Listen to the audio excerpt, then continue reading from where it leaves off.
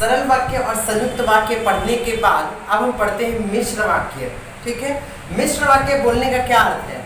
मिश्र वाक्य का अर्थ है कॉम्प्लेक्स सेंटेंस। कॉम्प्लेक्स का अर्थ है जहां पर एक वाक्य, जिस वाक्य में एक मुख्य उपवाक्य होगा, मुख्य यानी कि प्रिंसिपल क्लॉज, जहां पर कोई एक मुख्य उपवाक्य होगा और अन्य उपवाक्य उस पर आश्रित होते हैं।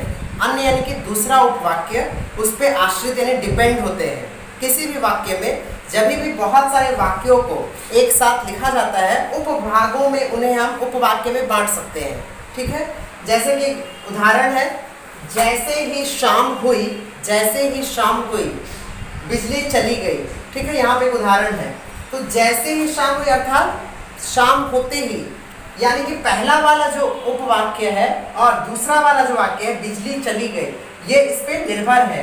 तो जैसे ही शाम हुई यहाँ पर क्या हो गया? आश्रित उपवाक्य हो गया, क्योंकि ये आश्रित है इस वाक्य पे।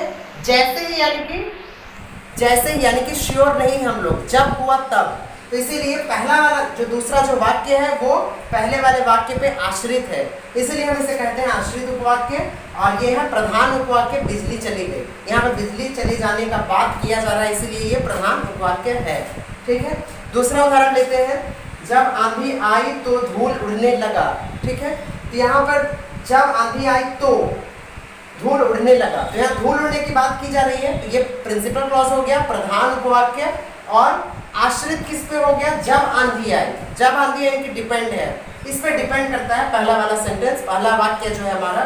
तो ये प्रधान उपवाक्य हो गया। और दूसरा जो है जब आंधी आई तो, यानी कि जब, तो ये वाला यहाँ पे हो गया आश्रित उपवाक्य। ठीक है, उम्मीद है कि आपको अच्छी तरह समझ में आ रहा होगा कि प्रधान उपवाक्य और आश्रित उपवाक्य, प्रिंसिपल क्लॉज और डिपेंडेंट क्लॉज किस तरह से हम समझते हैं, कैसे हम लोग समझेंगे एक वाक्य में कि कौन सा प्रधान उपवाक्य होगा और कौन सा आश्रित उपवाक्य होगा। बहुत ही साधारण तरीका है, सामान्य तरीका है कि जिसके बारे में हम बात कर रहे हैं वो प्रधान उपवाक्य है, और जो वाक्य निर्भर है, यानी कि जो वाक्य निर्भर है किसी कार्य के ऊपर, जो डिपेंड करता हो, उसे हम आश्रित उपवाक्य कहते हैं। उम्मीद है कि आपको पूरा रचना के आधार पर वाक्य के भेद अच्छी तरह समझ में आ गया होगा।